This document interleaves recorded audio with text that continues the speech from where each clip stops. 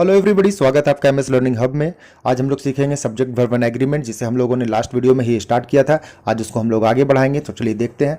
सबसे first point मैंने लिख के रखा है कि the verb of a relative pronoun should agree with the antecedent of the relative pronoun. Verb of the relative pronoun का जो वर्ब है should agree with the antecedent of the relative pronoun, वो रिलेटिव प्रोनाउन का जो antecedent है उससे agree करना चाहिए, उसके हिसाब से लगना चाहिए। तो हम लोग सबसे पहले ये समझ लेते हैं कि रिलेटिव प्रोनाउन में क्या क्या चीज़ आता है और एंटीसीडेंट क्या होता है, तभी तो ये समझ में आएगा कि the verb of a relative pronoun should agree with the antecedent of the relative pronoun. तो हम लोग देखते हैं रिलेटिव प्रोनाउन क्या होता है। Relative pronoun which, who, whose, whom, that, ये सारा क्या होता है, ये रिलेटिव प्रोनाउन है जो दो सेंटेंस को कनेक्ट करता है जिसके द्वारा। तो ये इसको बोलते हैं रिलेटिव प्रोनाउन। अब हम लोग देखते हैं एंटीसीडेंट ऑफ रिलेटिव प्रोनाउन क्या होता है। तो एंटीसीडेंट कुछ नहीं, बस उसके पीछे का। एंटीसीडेंट का मतलब ही होता है उससे पहले का। तो एंटीसीडेंट ऑफ रिलेटिव प्रोनाउन से पहले का प्रोनाउन या non. Antecedent of relative pronoun किसको बोलेंगे कि जब भी रिलेटिव प्रोनाउन रहेगा उससे पहले जो नॉन या प्रोनाउन रहेगा उसको बोलेंगे एंटीसीडेंट ऑफ रिलेटिव प्रोनाउन। जैसे एग्जाम्पल देखते हैं, तो एक एग्जाम्पल मैंने लिखा है जिसमें हम लोग देखते हैं कि एंटीसीडेंट क्या होता है। I met your father yesterday, he was going to market.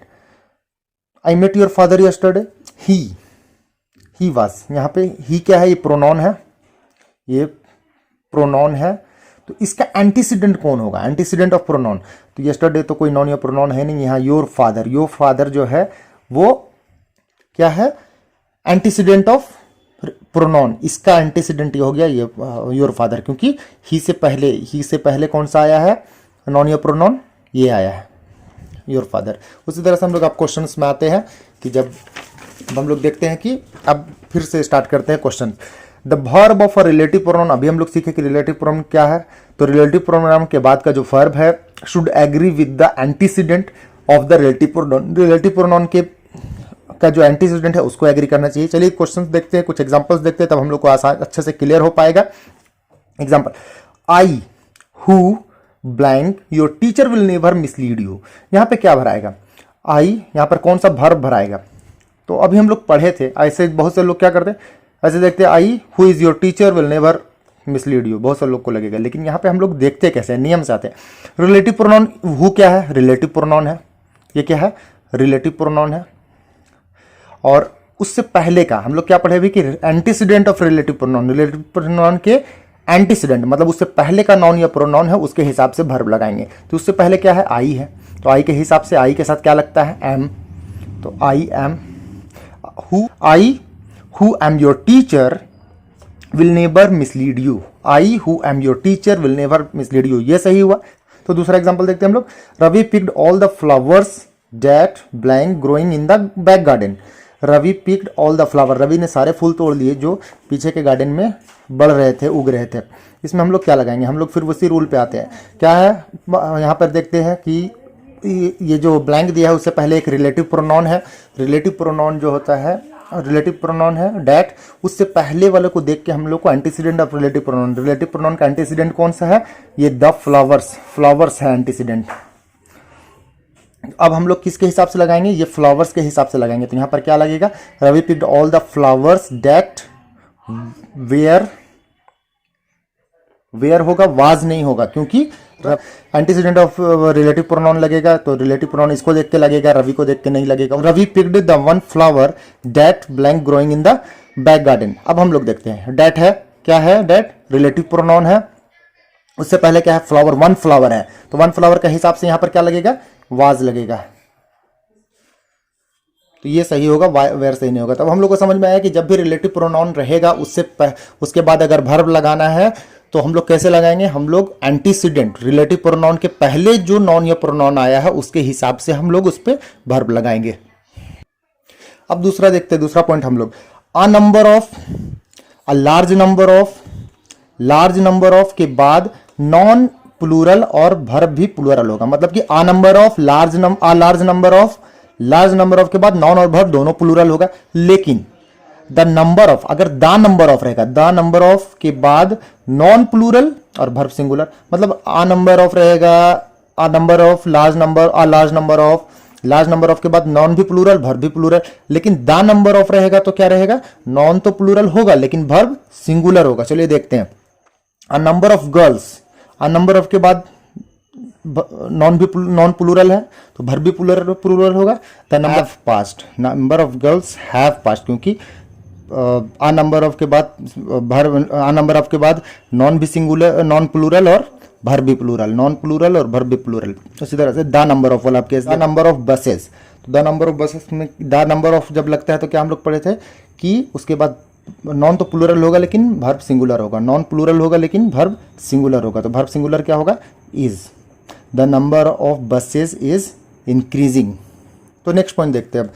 Some, some of, all of, enough, most, most of, lots of, a lot of, penalty of के बाद, मतलब इन सब चीज़ों के बाद नॉन यदि काउंटेबल हो तो वह प्लूरल होगा और वर्ब भी प्लूरल होगा। मतलब कि जब भी रहेगा, सम रहेगा, सम ऑफ रहेगा, ऑल रहेगा, ऑल ऑफ रहेगा, इनफ रहेगा, मोस्ट रहेगा, मोस्ट ऑफ रहेगा, लॉट्स ऑफ रहेगा, अ लॉट ऑफ रहेगा, पेनल्टी ऑफ रहेगा, उसके बाद अगर काउंटेबल नॉन है तो वो प्लूरल होगा और उसके साथ वर्ब भी प्लूरल होगा।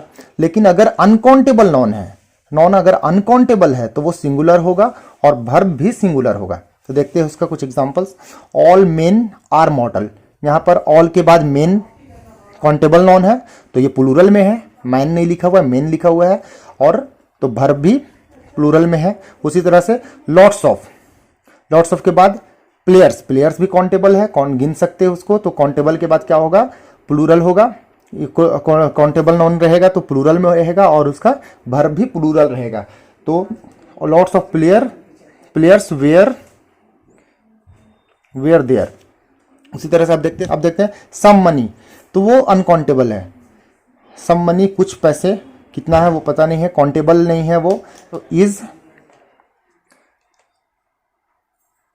Needed, some money is needed, some money is needed. उसी तरह से lots of milk, milk uncountable है तो अनकाउंटेबल है तो क्या होगा, सिंगुलर होगा, मिल्क से नहीं लिख सकते हैं तो उसमें क्या होगा, तब जब अनकाउंटेबल नॉन है तो सिंगुलर होगा और वर्ब भी सिंगुलर होगा। Lots of milk is available. तो नेक्स्ट पॉइंट देखते हैं हम लोग। नेक्स्ट पॉइंट हमारा क्या है, half of, one third of, two third of, three fourth of के बाद अगर नॉन काउंटेबल है तो वह प्लूरल होगा और वर्ब भी प्लूरल होगा। लेकिन अगर नॉन अनकाउंटेबल है तो वह सिंगुलर होगा और वर्ब भी सिंगुलर होगा। मतलब कि half of, two third of, one third of, three fourth of के बाद अगर नॉन है तो वो, अगर काउंटेबल है तो वो प्लूरल होगा और वर्ब भी प्लूरल होगा। लेकिन अगर वो अनकाउंटेबल है तो वो सिंगुलर होगा और वर्ब भी सिंगुलर होगा। देखते हैं हम लोग। हाफ ऑफ होटल्स, होटल्स को गिन सकते हैं हम लोग, काउंटेबल नॉन है तो ये प्लूरल में लिखा गया है, हाफ ऑफ द होटल्स लिखा गया है। Half of hotels blank closed today, तो इज भराएगा कि आर भराएगा। तो अभी हम लोग पढ़े कि अगर काउंटेबल नॉन है तो वो प्लूरल में होगा और वर्ब भी प्लूरल होगा। तो वर्ब प्लूरल कौन है, आर है, तो आर हम लोग लिखेंगे यहाँ पे। Half of the hotels are close today. उसी तरह से और दूसरा हम लोग देखते हैं। दूसरा में क्या हम लोग अभी पढ़े थे कि अगर नॉन अनकाउंटेबल है तो वह सिंगुलर होगा और वर्ब भी सिंगुलर होगा। यहां पे हम लोग देखते हैं two third of the land, two third of the land. अब लैंड है, लैंड को हम लोग गिन सकते हैं, नहीं गिन सकते हैं, कितना लैंड है, लैंड को गिन नहीं सकते। तो हम लोग इसमें, ये अनकाउंटेबल नॉन है तो वर्ब क्या होगा, ये सिंगुलर है, लैंड्स नहीं लिख सकते हम लोग, इसमें लैंड ही लिखेंगे और ये वर्ब भी सिंगुलर होगा तो यहां पर हैज हो जाएगा। Two third of the land has been plugged.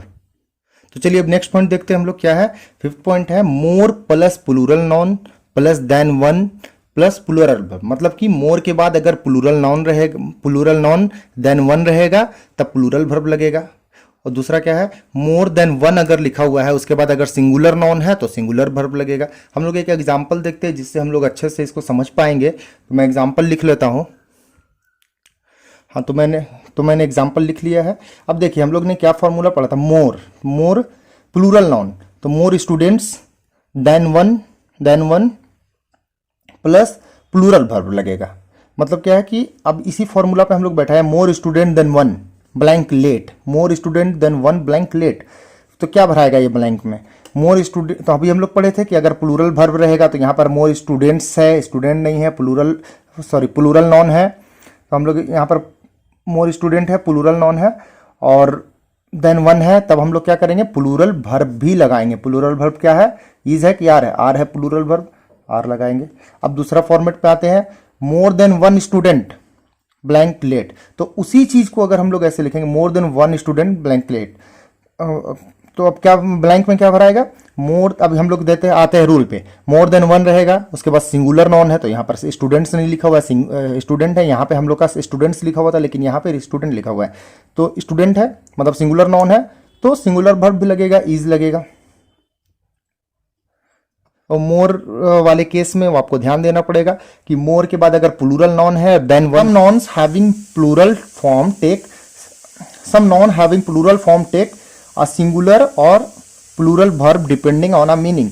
मतलब कि कुछ नॉन ऐसे हैं जो फॉर्म में तो प्लूरल होते हैं, लेकिन वो, जैसे कि मैथमेटिक्स, ये प्लूरल में हमेशा लिखा आता है, मैथमेटिक्स होता है, और ये जैसे पॉलिटिक्स, दो एग्जाम्पल हैं। अब मैथमेटिक्स कहाँ पे, they take a singular verb, but when mathematics means calculation and politics means political view, they take a plural verb। मतलब कि ऐसे तो वो सिंगुलर वर्ब लेते हैं, लेकिन जब मैथमेटिक्स का मतलब कैलकुलेशन होता है और पॉलिटिक्स का मतलब पॉलिटिकल व्यू होता है, तब वो प्लूरल वर्ब लेते हैं। देखते हैं कैसे। मैथमेटिक्स का मतलब जब calculation, mathematics as a subject जब करेंगे तो वो सिंगुलर वर्ब लेगा, लेकिन अगर उसका मीनिंग कैलकुलेशन रहेगा तो हम लोग उसका मीनिंग में, तब हम लोग उसमें प्लूरल वर्ब लगाएंगे। उसी तरह से पॉलिटिक्स है, पॉलिटिक्स भी सिंगुलर वर्ब लेता है, लेकिन अगर उसका मीनिंग पॉलिटिकल व्यू अपना रहेगा किसी का, तब हम लोग उसमें प्लूरल वर्ब लगाएंगे। देखते हैं कैसे। मैथमेटिक्स ब्लैंक इज, ये इसमें देख लेते हैं किसके कौन कौन सा ऑप्शन होना चाहिए था, इज या आर क्या लगेगा। उसी तरह से इसमें भी कर देता हूं, इज या आर।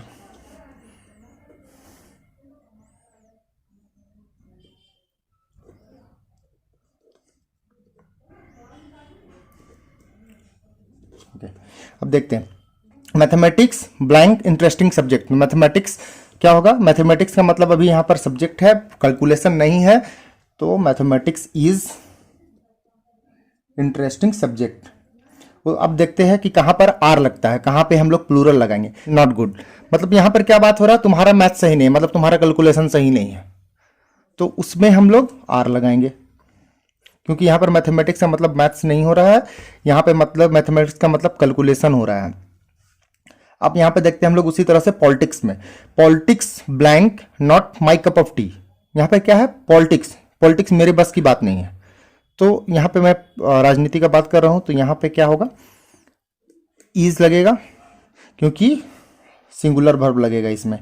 अब हम लोग जब देखते हैं, जब हम लोग अपना पॉलिटिकल व्यू का बात करते हैं, आवर पॉलिटिक्स इज डिफरेंट, यहाँ पर हम लोग अपना पॉलिटिकल व्यू का बात कर रहे हैं कि हमारा पॉलिटिकल व्यू अलग है, तब यहाँ पे क्या लगेगा, माई पॉलिटिक्स आर डिफरेंट।